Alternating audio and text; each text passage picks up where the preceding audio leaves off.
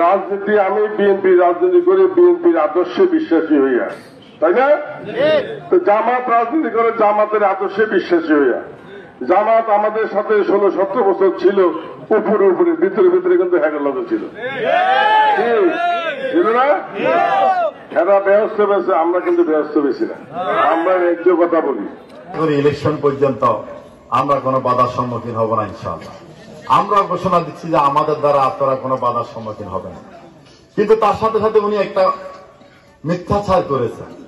সেটা ছিল এই যে উনি বলেছে গত 16 বছর জামাত ইসলামী উপরে উপরে আমাদের সাথে। তা আমার শুধু একটা প্রশ্ন, আমরা যদি তলে তলে আওয়ামী লীগের সাথে থাকি তাহলে আমাদের যে 11 জন নেতা মারা গেল, 5 জনকে ফাঁসিতে ঝুলিয়ে আর 6 জনকে জেলখানা রেখে, এই নেতাগুলা কার জন্য মারা গেছে এটার একটু ব্যাখ্যা দিয়ে।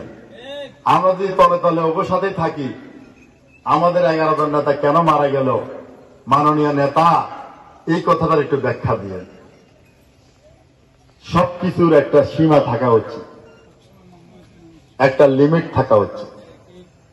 লাকসামে আমরা কয়টা মামলার আসামি হয়েছি? আপনি নিজে কয়টা মামলার আসামি? তলে তলে কারা ছিল আমরা সেই কথা যাচ্ছি না। 2008 সালে নির্বাচনে আমরা এক মুহূর্তের জন্য নৌকায় উঠি নাই। আমাদের কর্মীরা জীবন বাজি রেখে যুদ্ধ করেছে। কিন্তু মরহুম আনোয়ার আজিম, আল্লাহ তাকে জান্নাতবাসী করুক, সামান্য কিছু ভোটে যিনি পরাজিত হয়েছে, তিনি যদি সেদিন পরাজিত না হতো তাজুল ইসলাম সাহেব এমপি হতেন না, লাকসামে মোহাব্বতের জন্ম হইত না।